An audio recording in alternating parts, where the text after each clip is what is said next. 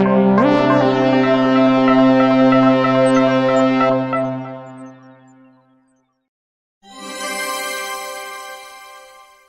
time for our first real hard light shaper. Now, we've used a snoot before to just focus light on a very small space. We actually did that where we did the snoot light on Francesca's face along with the strip, which I thought was going to be a little odd and turned out to be really cool. So that's an interesting use for a snoot. So we're using a beauty dish. Now, this is a gorgeous beauty dish from Hensel. What I really like about it, it is big. And that really helps soften the light a little bit because the beauty dish is a relatively unforgiving light because it's a hard reflector. What that means is the transitions from light to dark can be kind of extreme. And if you're not careful with the direction that you have the light hitting your subject, it will magnify any kind of imperfection. It makes deep shadows. If there's skin issues, that'll be a problem. Not a problem with Francesca, but just be careful of it. A beauty dish is not going to work on someone who's 60 because every little wrinkle, every little thing gets magnified unless you have it shining right in the face.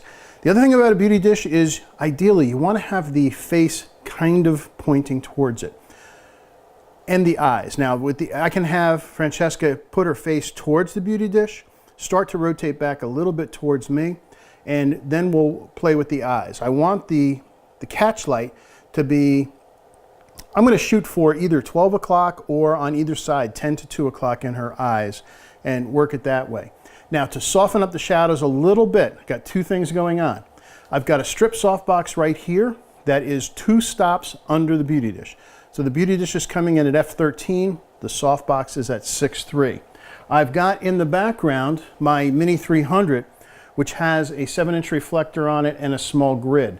And all that's doing is sending a splash of light to the background to just change up the flat gray background and give us a little light pattern. And those little light patterns draw you to the subject. So we've got our beauty dish. I've got it above her pointing down. Again, it's something you can play with. There are no rules with this. You can have it straight on and you can shoot just off of it. We'll try that as well, but this is the kind of look I want. A little above. It's going to make her look up a little bit, and it's going to open up shadows underneath her chin.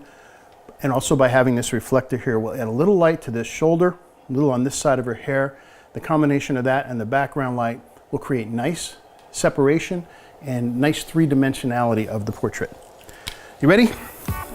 All right, there we go. Nice. So let's get you moving again. Okay, get your hands moving.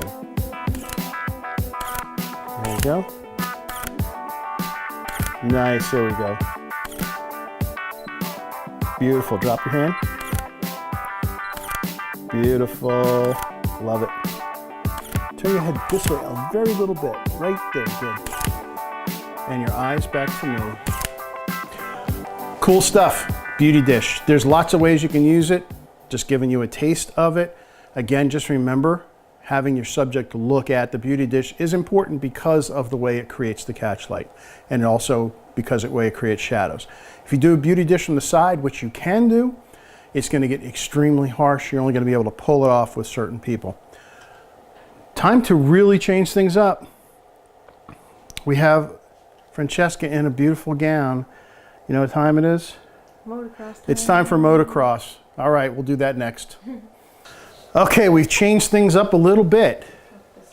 Look at what she's wearing now. So this isn't a costume for her. This is actually real motocross girl, right? Yeah. Yeah. So this is for real. So that's what's really cool about it. And we're going to do more of a kind of a sports portrait. Think Gatorade, Nike kind of thing. We're going to go with a real dramatic lighting. I have the lights slightly behind her coming in from either side. They're going to create this cross lighting that's going to light either side of her, catch a little bit of the side of her face. And then up high here, I have the Mini 300 with a 7-inch reflector and a grid, just throwing a little bit of light on her face just to open up her face a little. But it's still 2 stops under what these are because I just wanted to open up the shadows a little bit. Got a gray background. I think ideally I would rather do this on a black background. But I'll darken up the background a little bit in post in Lightroom. It'll take me 10 seconds. And yes, I will do a Lightroom tutorial to show you how to do that stuff. So I've already metered and I'm going to do with and without the helmet. This is all about confidence, competition. I'm going to go out there and perform, and I'm going to beat you. So that's what this is all about, and it's going to be very cool. So let's get a couple shots. So I'm going to do a couple of full lengths. It's going to allow me to crop however I want. Head straight up and down. Drop this shoulder a little bit. Just drop the shoulder a little. Yeah, that's it. Perfect. Love it. These are gorgeous. Okay, let's put the helmet down. Bring your hair around front on both sides. I just want to see what the look does. It's going to frame your face a little darker. Yes. Oh, I like that. I like that look. That's good. Beautiful.